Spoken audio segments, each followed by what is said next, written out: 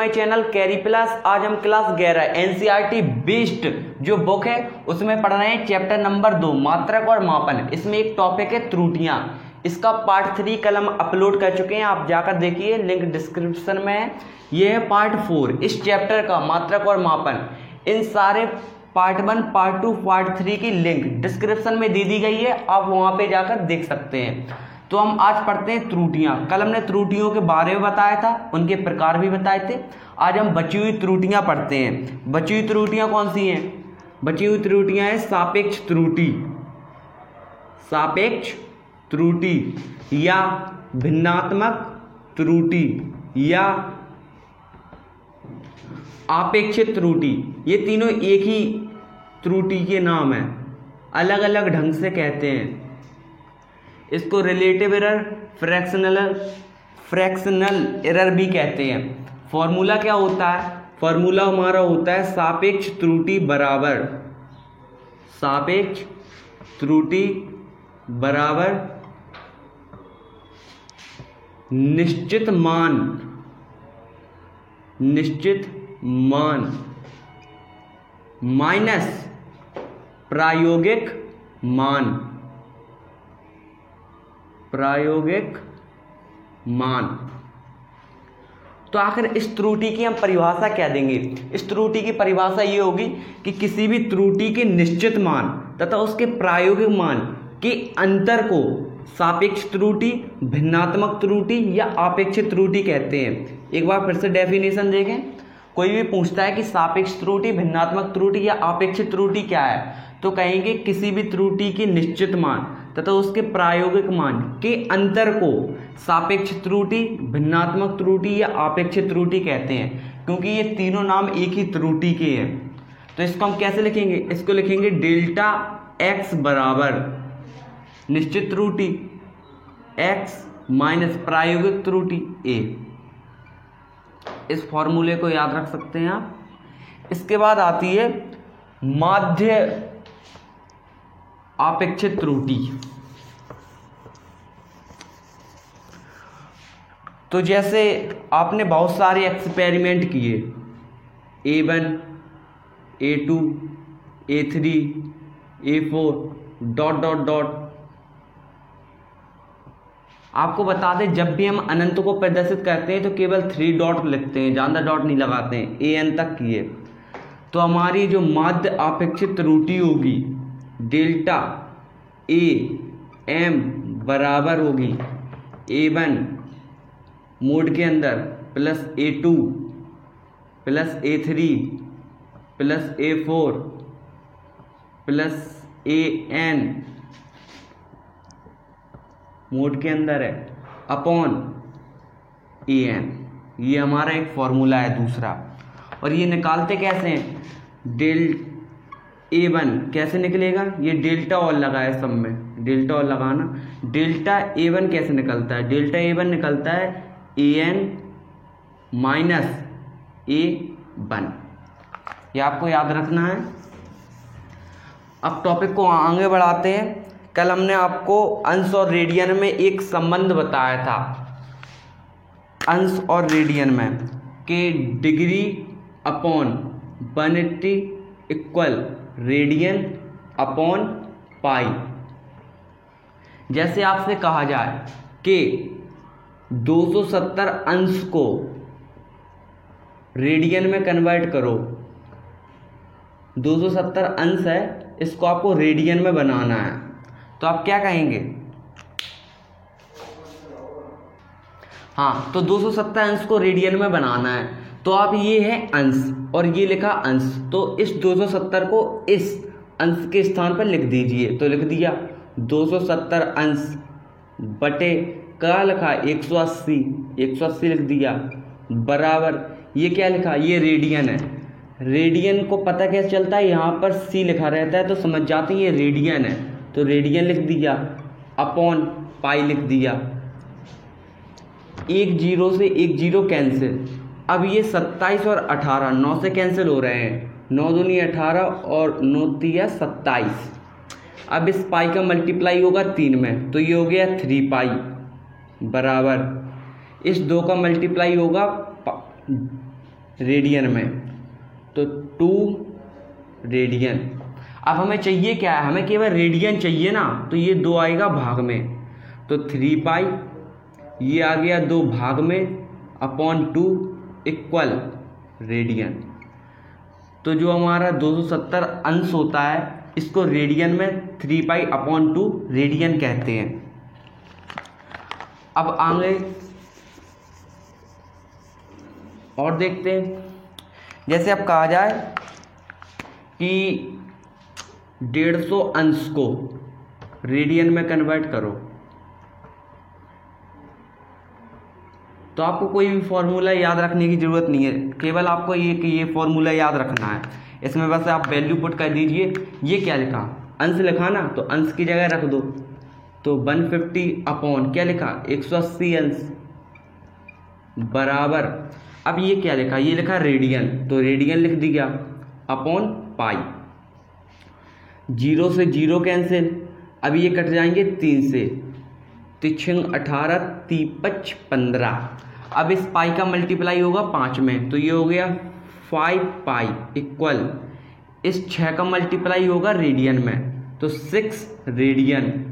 अब ये 6 इस रेडियन के साथ मल्टीप्लाई में है, तो यहाँ जाएगा किस में, यहाँ जाएगा भाग में, तो 5 पाई अपॉन 6 इक्वल रेडियन। तो जो हमारा 150 अंश होता है 150 डिग्री होता है, इसको हम रेडियन में लिखते हैं 5 पाई अपॉन 6 में, ये आप याद रखिएगा। अब आगे देखते हैं हम त्रुटियों के कुछ महत्वपूर्ण प्रश्न। आपको आज हम नीट में आने वाले एक प्रश्न को लगवाएंगे जो 2013 में आया था। इतना सिंपल है, आपको बस कल का फॉर्मूला याद होना चाहिए। कल हमने क्या बताया था, कल हमने बताया था त्रुटियों का संयोजन, और उसमें लिखाए थे 2 फॉर्मूले, त्रुटियों का संयोजन। आप हमारे पिछले वीडियो को जरूर देखिए, वरना आज की क्लास आपको समझ में नहीं आएगी, लिंक डिस्क्रिप्शन में। अब त्रुटियों का संयोजन, तो हमने कल बताया था कि ये कॉमन होती हैं। पहला योग तथा घटाने में, एक ही फॉर्मूला लगता है, योग तथा घटाने में, और एक लगता है गुणा तथा भाग में, गुणा तथा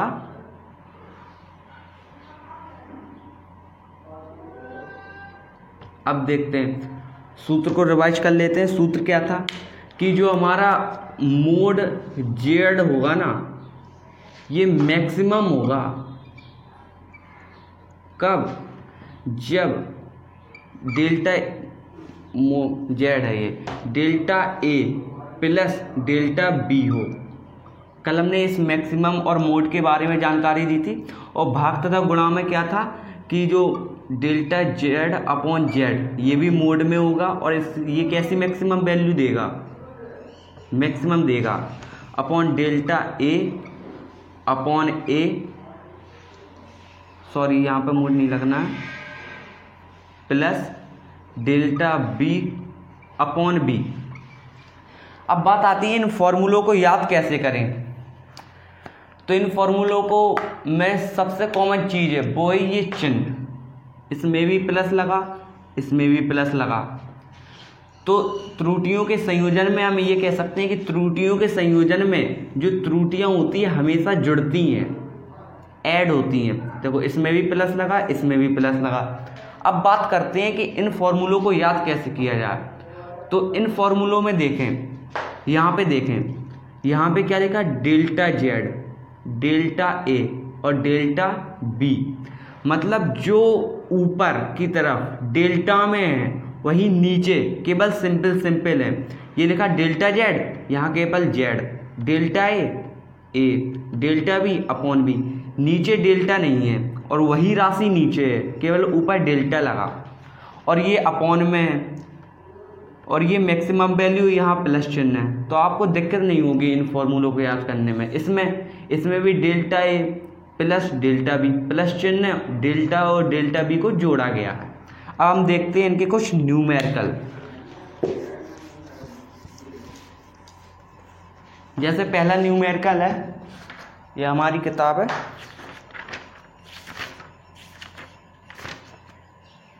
जी पहला न्यूमेरिकल है कि किसी प्रयोग में मापी गई राशियां ए बी सी को निम्न सूत्र से ज्ञात किया गया है। सूत्र क्या था? x बराबर A B Q upon C Q. फिर से, एक प्रयोग में मापी गई जो राशियां ए बी सी हैं उनको इस सूत्र से प्राप्त किया जाता है। ये सवाल में हमें सूत्र दिया है x बराबर A B square upon C cube. अब फिर आगे क्या पूछा है? फिर कह रहा है यदि ए बी सी के मापन में प्रतिशत त्रुटियां ±1% ±3% तथा ±2% हैं तो x की प्रतिशत त्रुटि ज्ञात कीजिए। सबसे पहले प्रतिशत त्रुटि क्या है? त्रुटि तो हम जानते ही होती है, जैसे डेल्टा x अपॉन एक्स। यदि हम इसमें 100 का मल्टीप्लाई कर दें तो ये हो जाती है हमारी प्रतिशत त्रुटि। तो प्रतिशत त्रुटि को कैसे डिफाइन करते हैं? ऐसे डिफाइन करते हैं, इसमें 100 का मल्टीप्लाई कर दिया तो ये जो एरर बनेगी उसको कहेंगे हम क्या? प्रतिशत त्रुटि। प्रतिशत त्रुटि मतलब परसेंटेज एरर। क्वेश्चन को फिर से दोबारा पढ़ेंगे, इसको इरेज कर दें।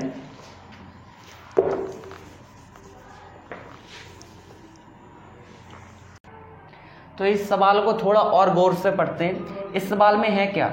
एक प्रयोग में मापी गई जो राशियां ए बी सी है ना, तथा x को जो जिस सूत्र से मापा वो सूत्र था x बराबर A B square upon C cube. इसको स्क्वायर पढ़ते हैं, इसको क्यूब पढ़ते हैं।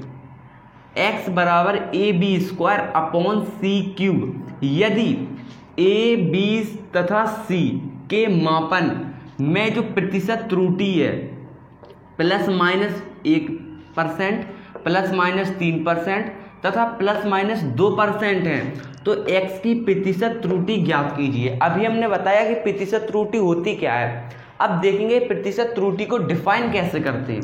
अब जैसे ये लिखा कि x की प्रतिशत त्रुटि ज्ञात कीजिए, तो इसको हम फिजिकल वर्ड में कैसे लिखेंगे? इसको लिखेंगे delta x upon x into 100।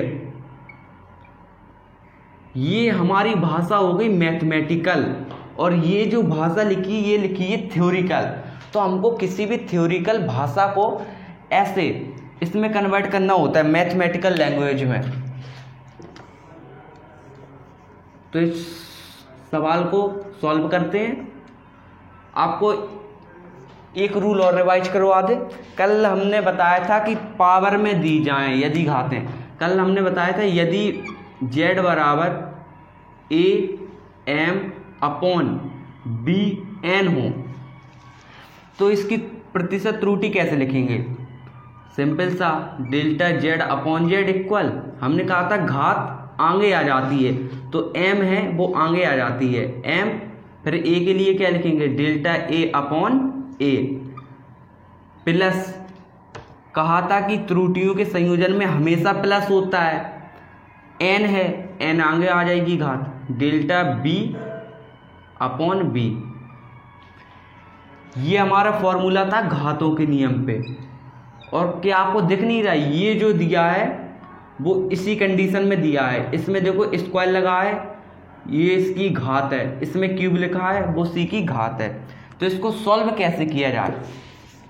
तो इसको सॉल्व ऐसे करेंगे कि x बराबर A B square upon C cube. x के लिए हम कैसे लिखेंगे मैथमेटिकल में? Delta x upon x equal, a के लिए delta a upon a plus, अब ये है घात, घात आगे आ जाती है तो 2 delta b upon b upon plus c घातें आगे आ जाएगी और डेल्टा c अपॉन c। अब देखते हैं, ये तो हमने इसको कर लिया अपने विस्तृत रूप में। अब हमको गिवन क्या था कंडीशन में? हमको दिया था ए की जो प्रतिशत त्रुटि है वो 1% है। तो इसको लिखेंगे कैसे? इसको लिखेंगे डेल्टा ए अपॉन ए इंटू 100 इक्वल 1%।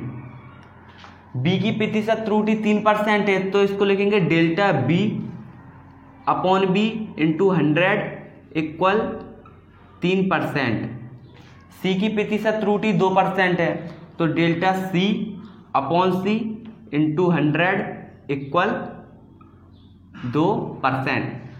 अब हमको तीनों राशियों की प्रतिशत त्रुटि दी है। हमसे पूछा क्या है? हमसे पूछा है एक्स की प्रतिशत त्रुटि, delta x upon x into 100, ये हमसे पूछा है। अब इसमें देखिए हमें वैल्यू किसकी दी है? Delta A upon A into 100 की। इसमें 100 तो है ही नहीं। इसमें भी delta B upon B into 100, इसमें भी 100 नहीं है। इसमें डेल्टा सी अपॉन सी इंटू 100, इसमें भी 100 नहीं है। तो कुल मिला के बात ये है, और हमसे पूछा क्या गया है? Delta x upon x into 100, इसमें भी 100 नहीं है। तो हम क्या कहेंगे? 100 का या 100 का मल्टीप्लाई गुणा करने पर, जब इसमें गुणा करेंगे तभी जो हमें गिवन कंडीशन है वो इसको फॉलो करेगी। तो ये delta x upon x into 100 बराबर डेल्टा ए अपॉन ए इंटू 100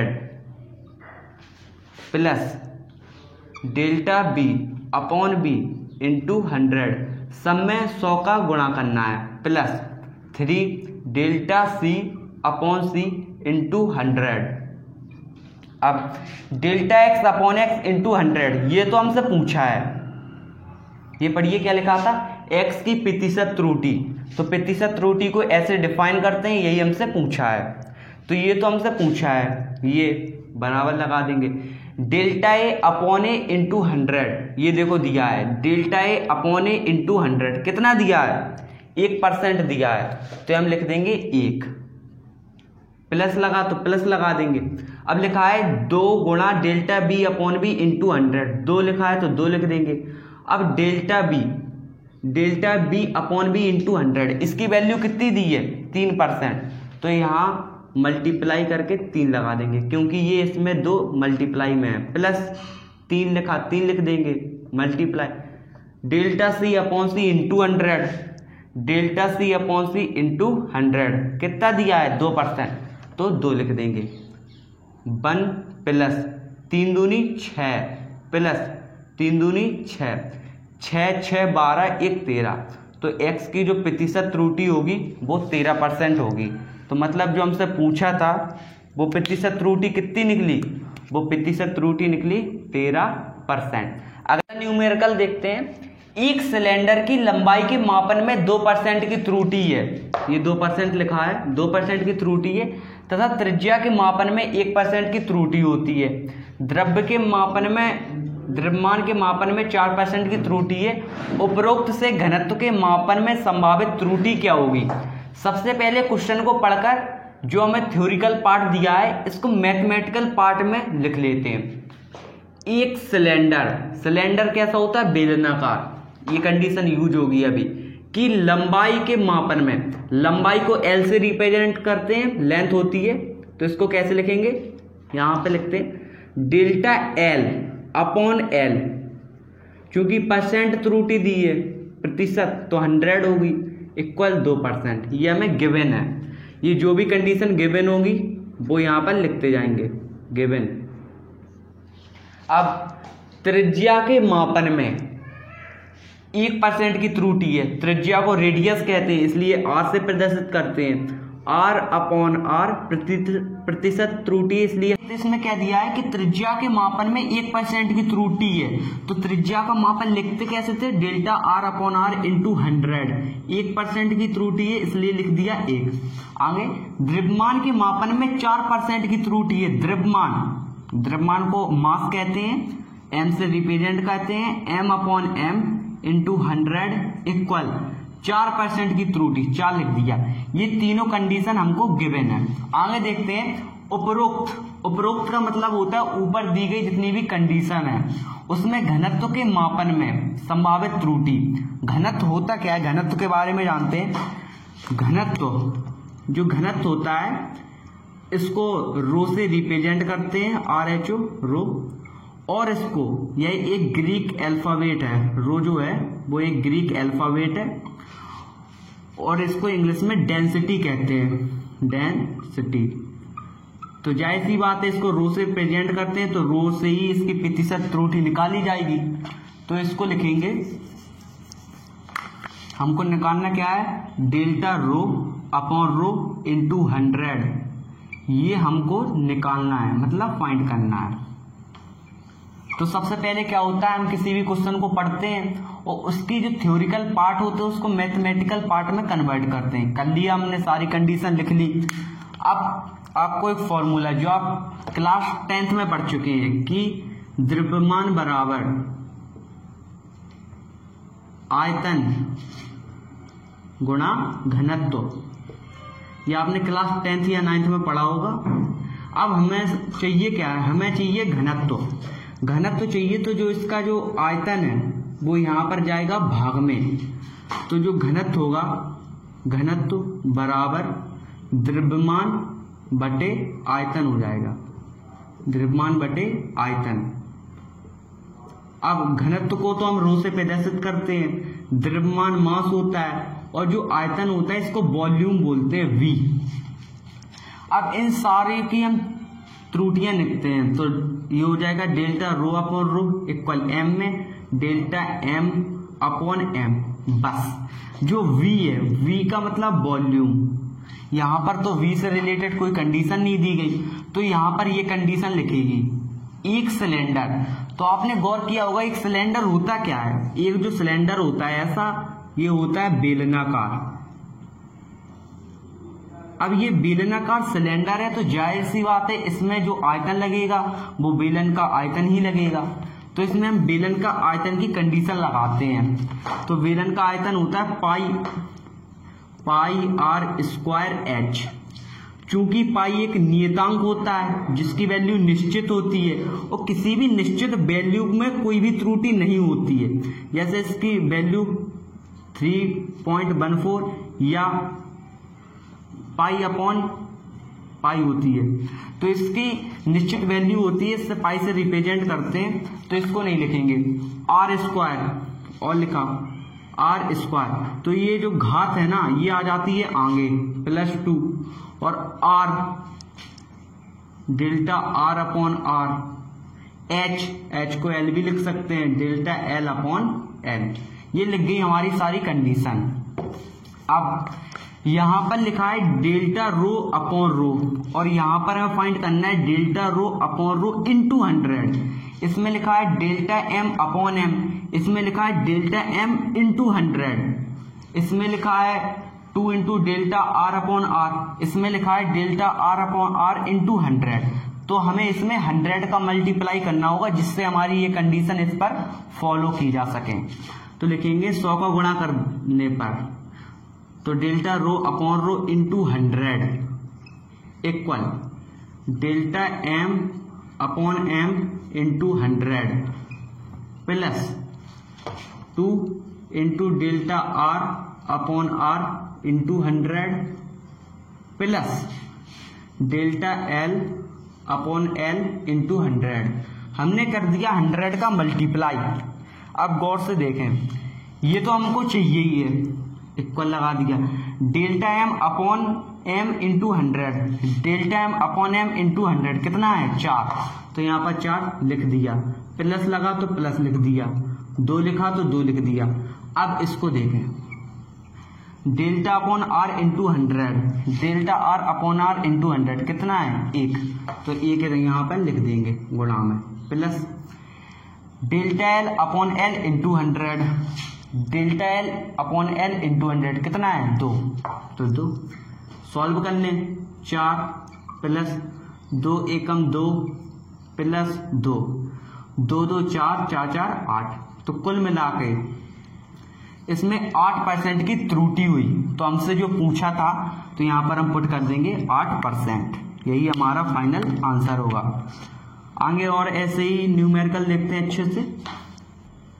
तो अगला न्यूमेरिकल है, यदि z बराबर a की पावर 4 b की power 1/3 c upon c into D की पावर 3/2 हो तो z की आपेक्षिक त्रुटि। हमने आपको बताया था कि चाहे आपेक्षिक त्रुटि हो, आपेक्षिक त्रुटि चाहे सापेक्ष त्रुटि हो और या चाहे भिन्नात्मक त्रुटि हो, ये सारी एक जैसी त्रुटियां होती हैं। तो इनमें से आपसे किसी भी नाम से ये पूछा जा सकता है, फॉर्मूला एक ही लगता है। अब ये देखें, हमको ये कंडीशन तो दी है, इसका तो हम यूज करेंगे ही। इसमें चूंकि घातों से संबंधित फॉर्मूला लगेगा जो आपको बता चुके हैं, और जेड की आपेक्षिक त्रुटि, तो इसको लिखेंगे कैसे। हमसे ये पूछा delta Z upon Z into 100, ये पूछा हमसे, ये हमसे पूछा है। और कंडीशन में क्या दिया है कि z बराबर a की पावर 4, b की पावर 1/3, c की पावर कुछ नहीं, d की पावर 3/2, c की पावर 1 भी लिख सकते हैं। अब देखो इसको त्रुटि के रूप में कैसे लिखेंगे, डेल्टा जेड अपॉन जेड। हमने कहा था कि ऊपर डेल्टा लगता है, वही संख्या ऊपर होती है, वही संख्या नीचे होती है। मतलब ये जेड है, ये अंश में भी होगा, हर में भी होगा, लेकिन ऊपर डेल्टा लग जाता है। यहां पर घात आगे आ जाएगी तो 4 आगे आ गया, डेल्टा ए अपॉन ए। घात आगे आ जाती और बीच में प्लस लगता है, घात आगे आई तो 1/3 आगे आ गया। डेल्टा बी को कैसे लिखेंगे, delta B upon B, plus घात आगे आ जाएगी तो सी की घात 1 है, डेल्टा सी अपॉन सी, प्लस घात आगे आ जाएगी 3/2। डी को कैसे लिखेंगे, डेल्टा डी अपॉन डी। ये सब आ गया। अब हमें जेड की आपेक्षिक त्रुटि ज्ञात करनी है। आपेक्षिक त्रुटि 100 का मल्टीप्लाई करना है, इसमें 100 का मल्टीप्लाई करके हमसे ये कंडीशन पूछी है, तो हम यहां पर लिखेंगे मल्टीप्लाइंग बाई 100। अगर हम इसमें 100 से गुणा कर दें तो ये हमारा आंसर हो जाएगा। तो बस 100 का मल्टीप्लाई और करना है, तो delta Z upon z equal 4 delta ए अपॉन ए इंटू 100। यहां पर भी 100 का मल्टीप्लाई करना है, delta Z upon Z into 100 equal 4 into delta ए अपॉन ए into 100 plus 1/3 delta B upon B into 100 plus delta सी अपॉन सी into 100 plus 3/2 delta d upon d into 100। यही हमसे पूछा था। तो आपका जो फाइनली आंसर होगा वो ये होगा कि जेड की अधिकतम आपेक्षिक त्रुटि, इस नाम से पूछ सकता है, या सापेक्ष त्रुटि या भिन्नात्मक त्रुटि जो होगी वो 4 इंटू डेल्टा ए अपॉन ए into 100 plus 1/3 delta B upon B into 100 plus delta सी अपॉन सी into 100 plus 3/2 delta d upon d into 100 के रूप में होगी। आगे अब न्यूमेरिकल देखते हैं, और आप वीडियो के अंत का इंतजार कीजिए जब हम आपको 2013 में नीट के एग्जाम में आए एक सवाल को बताएंगे। वो इतना सिंपल सवाल था जो नीट में आया था। आप समझ सकते हैं नीट जैसे परीक्षाओं में भी इस लेसन से क्वेश्चन आते हैं, वो तो वीडियो के एंड में बताएंगे। अगला न्यूमेरिकल देखते हैं, बहुत अच्छा न्यूमेरिकल है। ये परीक्षाओं में ऐसे ही प्रश्न पूछे जाते हैं। क्या कह रहा है, एक घनत्व का घनत्व उसके द्रव्यमान तथा लंबाई के मापन द्वारा प्राप्त किया जाता है यदि उसके द्रव्यमान तथा लंबाई के मापन में त्रुटि 3% तथा 2% है। तो घनत्व के मापन में त्रुटि, सबसे पहले क्या करते हैं, क्वेश्चन को पढ़कर इसको मैथमेटिकल रूप में कन्वर्ट करते हैं। द्रव्यमान को इंग्लिश में मास कहते हैं, इसे m से रिप्रेजेंट करते हैं, तो लिखेंगे डेल्टा m अपॉन m। क्योंकि प्रतिशत त्रुटि दी है तो 100 लगाएंगे, बराबर कितनी, 3 दी है। फिर लंबाई को लेंथ कहते हैं, l से रिप्रेजेंट करते हैं, delta l upon l into 100 equal 2%। ये कंडीशन कैसी है, ये कंडीशन हमको गिवन है, ये हमको सवाल में दी है।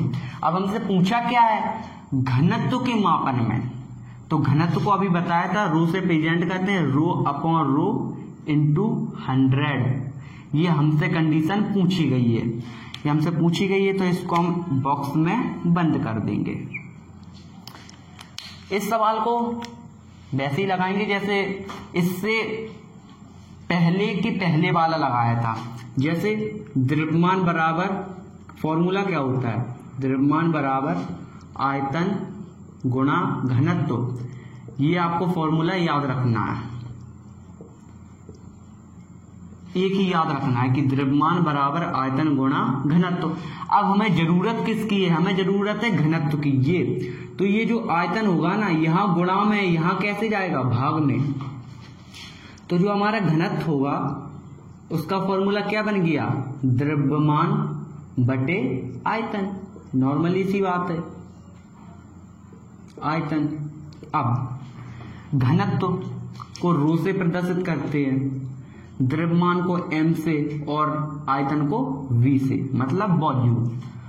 अब चूंकि ये घन है, इस शब्द पर गौर कीजिए, ये घन होता क्या है, तो ये घन इसलिए दिया कि जब यहाँ पर आयतन लिखेंगे ना, तो किसका आयतन लिखेंगे, घन का आयतन लिखेंगे। तो घन का आयतन क्या होता है, घन का आयतन होता है भुजा क्यूब। और यहाँ पर भुजा कौन सी दी, यहाँ भुजा की जगह दिया है लंबाई, तो यहाँ क्या हो जाएगा, l क्यूब। ये फिर भिन्न जैसा सिस्टम बन गया। अब इसको त्रुटि के रूप में लिखना है, तो रो को त्रुटि के रूप में कैसे लिखेंगे, delta rho upon rho equal m को त्रुटि में delta m upon m plus घात आगे आ जाती है तो 3 आगे आ गया, l को डेल्टा l अपॉन l। अब देखो कंडीशन किसमें दी थी, delta m upon m, delta m into 100 का मल्टीप्लाई चाहिए, delta L upon L, delta L upon L, दोनों में 100 है और जो चाहिए उसमें भी 100 है। तो कुल मिला के बात ये, हमें इसमें 100 का गुणा करना पड़ेगा, तभी हमारी ये कंडीशन इसमें पुट हो पाएंगी। तो इसमें लिखेंगे 100 का गुणा करने पर। ज्यादातर सवालों में आपको 100 का ही गुणा करना है, क्योंकि ये प्रतिशत त्रुटि निकल रही है, और जब भी परसेंट निकालेंगे तो उसमें 100 का गुणा होगा। तो delta rho upon rho into 100 equal delta M upon M into 100 plus 3 delta L upon L into 100। बस अब वैल्यू रख दीजिए, delta M upon M into 100, delta M upon M into 100 कितनी वैल्यू है, 3, तो यहाँ 3 लिख दिया, प्लस 3 है 3 लिख दिया, इंटू ये delta L upon L into 100, delta L upon L into 100 कितना है, 2 लिख दिया। तो 3 दूनी 6 होता है और 6 प्लस 3 9 होता है। तो 9% इसकी होगी अधिकतम त्रुटि, या उसके मापन में, जो घनत्व के मापन में अधिकतम त्रुटि होगी वो 9% होगी। तो यहां पर हम वैल्यू रख देंगे 9%। आगे एक न्यूमेरिकल और देखते हैं एनसीईआरटी किताब का।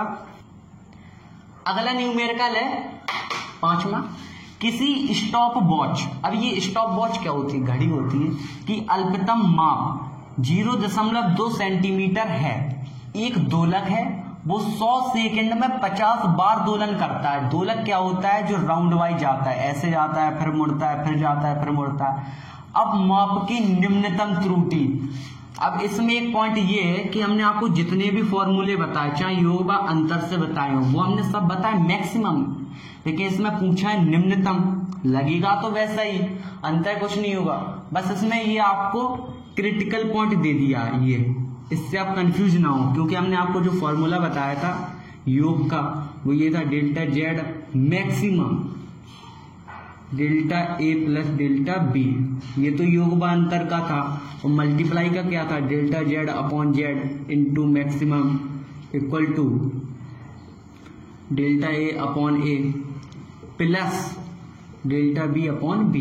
ये दोनों सूत्र थे, इसमें मैक्सिमम वैल्यू निकलती थी। अब हमसे पूछा तो निम्नता में निकालेंगे ऐसा ही, ये केवल एक क्रिटिकल पॉइंट आपको कंफ्यूज करने के लिए दे दिया, क्योंकि आप सोचेंगे ये तो मैक्सिमम वैल्यू निकल रही, इन्होंने पूछा तो मिनिमम वैल्यू है, तो इससे कुछ नहीं होता, कंडीशन वही लगाएंगे, केवल ये आपसे पूछता है ऐसा।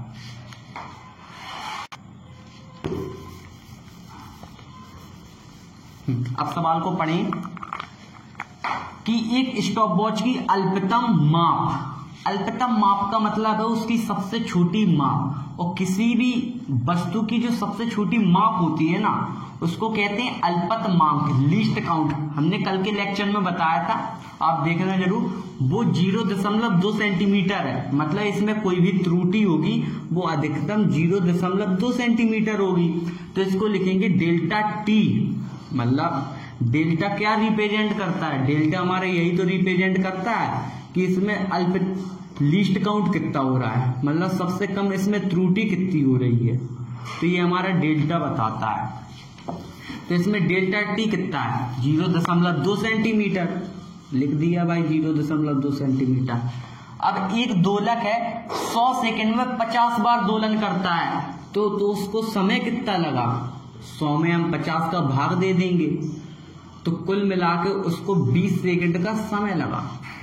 ये आ गया, सॉरी 2। अब हमसे पूछा है माप की निम्नतम त्रुटि। हमसे पूछा है delta T upon T into 100। इतना सिंपल क्वेश्चन, बस वैल्यू रख दो। ये हमसे पूछा है डेल्टा टी की जगह डेल्टा टी, टी की जगह टी। आप इस वीडियो को पॉज करके इसको स्वयं सॉल्व कर सकते हैं। सबसे सिंपल क्वेश्चन है ये। यहाँ पर रखेंगे डेल्टा टी। डेल्टा टी कितनी है? 0.2 अपॉन, यहाँ पर रखेंगे टी। टी ये है 2 इंटू 100। दशमलव हटाया, एक जीरो नीचे बढ़ती है, ये ध्यान रखें। 20 से 100 काट दिया, 5 बार कट गया, 20 × 100। 5 का 2 में मल्टीप्लाई किया 10%। तो ये होगा इसका आंसर कि माप की जो निम्नतम त्रुटि होगी वो 10% होगी। मतलब स्टॉप वॉच में जो सबसे निम्नतम त्रुटि हो सकती है, सबसे कम उसकी जो एरर की संभावना होगी वो होगी 10%। अब हम आपको एक नीट में आने वाले क्वेश्चन की बात करेंगे। ये 2013 में आया था और एनसीईआरटी का सवाल है। ये देखते हैं आप लोगों में से कितने लोग इसको लगा सकते हैं। जब मैं क्वेश्चन लिखूं इसके बाद आप वीडियो को पॉज करके स्वयं हल करें। अब हम देखते हैं आखिरी सवाल। ये जो हमारा आखिरी सवाल है ये बड़ा महत्वपूर्ण सवाल है, क्योंकि ये नीट में 2013 में आया था। इस सवाल में कुछ नहीं है, जितने सारे हम 5 सवाल लगा चुके हैं इससे पहले वही ट्रिक इसमें फॉलो है, लेकिन ये नीट में आया था इसलिए एक महत्वपूर्ण सवाल है। पढ़ें। कोई भौतिक राशि P है और उसने 4 प्रेक्षण मतलब 4 प्रैक्टिकल किए, तो राशि ABCD इस प्रकार रिलेटेड है कि जो P है वो बराबर है A³ B² upon √C into D। ABCD के मापने में जो प्रतिशत त्रुटियां हैं वो 1%, 3%, 4%, 2% है। तो P में अधिकतम कितनी प्रतिशत त्रुटि होगी? इससे पहले हमने जितने भी 5 प्रश्न कराए हैं उनमें एक ही फॉर्मूला लगाया है। इस वीडियो को पॉज करके आप इसको सॉल्व कर सकते हैं। यदि आपने हमारे दोनों लेक्चर देखे, ये लेक्चर नंबर 4 है, इससे पहले कल हमने पढ़ाया था लेक्चर नंबर 3। इन दोनों लेक्चरों को देखने के बाद आप इतने सक्षम हो जाएंगे कि आप इस प्रश्न को स्वयं हल कर सकते हैं। देखें इसमें क्या है। इसमें सबसे पहले ये तो हमें एक फॉर्मूला दिया है कि उसने जो प्रैक्टिकल किए इस फॉर्मूले पर डिपेंड है वो। अब ABC की प्रतिशत त्रुटियां दी हैं, इनको लिखें। A में प्रतिशत त्रुटि 1% है, तो कैसे लिखेंगे? Delta A upon A into 100 equal 1। Okay. B में प्रतिशत त्रुटि 3% है, delta B upon B into 100 equal 3%। C में प्रतिशत त्रुटि 4% है, delta C upon C into 100 equal 4%। और D में प्रतिशत त्रुटि 2% है, तो delta D upon D into 100 2%। Given है ये। बताओ इसमें कोई भी आपको दिक्कत हुई? नहीं होगी, क्योंकि ये अभी हमने जितने भी इससे पहले के 5 प्रश्न किए उसमें भी यही कंडीशन हम निकालते आए हैं। अब P में कितनी प्रतिशत त्रुटि होगी?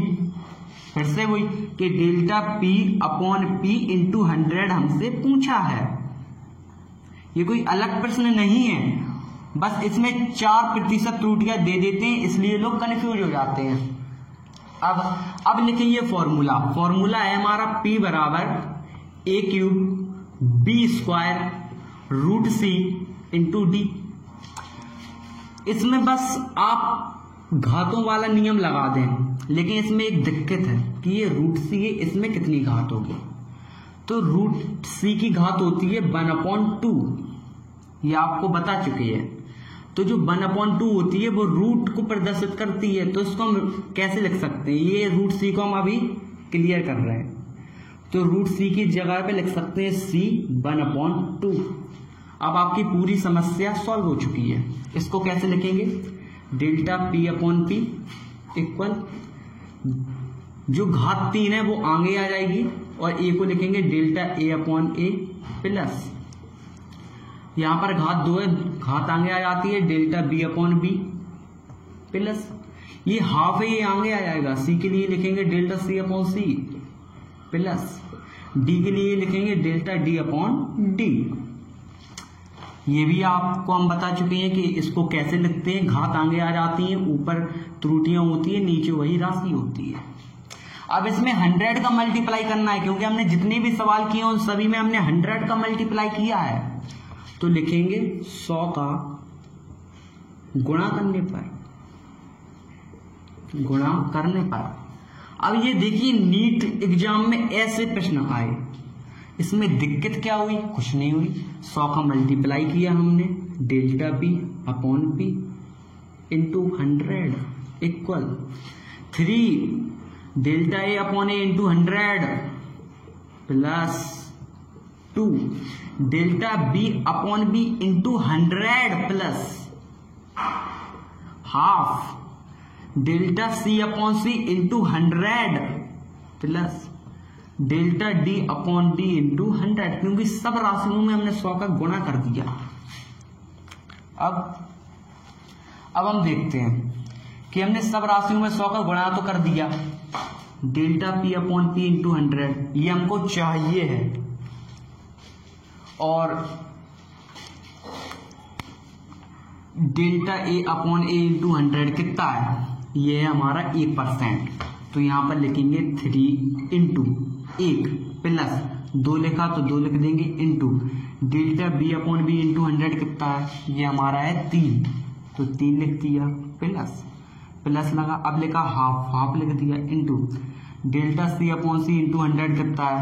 ये है हमारा 4%, यहाँ लिख दिया 4 प्लस डेल्टा D/D × 100 ये हमारा है 2%, तो यहाँ लिख दिया 2। अब बस सॉल्व करना है। 3% प्लस 3 2 जा 6 प्लस 2 से ये 4 कट गया 2 बार, तो 2 प्लस 2, 2 और 2 4, 6 4 10, 10 3 13, तो इसमें अधिकतम प्रतिशत त्रुटि 13% होगी। तो आप ये बताइए कि आपको ये क्वेश्चन कठिन लगा? 4 नंबर का ये क्वेश्चन आता है जेईई मेंस में, ऐसे ही क्वेश्चन पूछता है, प्रतिशत त्रुटि पूछता है। आप यदि मेरे पैटर्न को फॉलो करेंगे तो आपको ये बड़े नॉर्मल सवाल लगेंगे। वीडियो के अंत में हम ये कहना चाहते हैं कि हमारे चैनल का नाम है कैरी प्लस, यही एक एजुकेशनल प्लेटफॉर्म है। आप हमारे चैनल पर नए हैं, नए यूजर हैं, आप फर्स्ट टाइम हमारे चैनल पर वीडियो देख रहे हैं, तो हमारे चैनल को लाइक शेयर और सब्सक्राइब करना ना भूलें। यह एक एजुकेशनल प्लेटफॉर्म है और यहाँ पर कक्षा 10, कक्षा 11 और कक्षा 12 की मैथ और फिजिक्स के रेगुलर वीडियो डलते रहते हैं। यदि आप इनमें से किसी भी कक्षा से रिलेटेड हैं तो आपके लिए यह चैनल उपयोगी होगा, और यदि आप किसी भी कंपटीशन एग्जाम की तैयारी कर रहे हैं तो भी आपके लिए उपयोगी होगा। तो हमारे चैनल को सब्सक्राइब करना ना भूलें और कमेंट बॉक्स में लिखकर बताएं कि आज का वीडियो आपको कैसा लगा, क्योंकि ये पार्ट 4 है। आज ही हमारा जो चैप्टर नंबर 2 है मात्रक और मापन, ये खत्म होने जा रहा है। अगली बार हम आपको तीसरा चैप्टर पढ़ाएंगे गति motion in a straight line, तो उसमें आपको हम मिलेंगे अगली बार। धन्यवाद।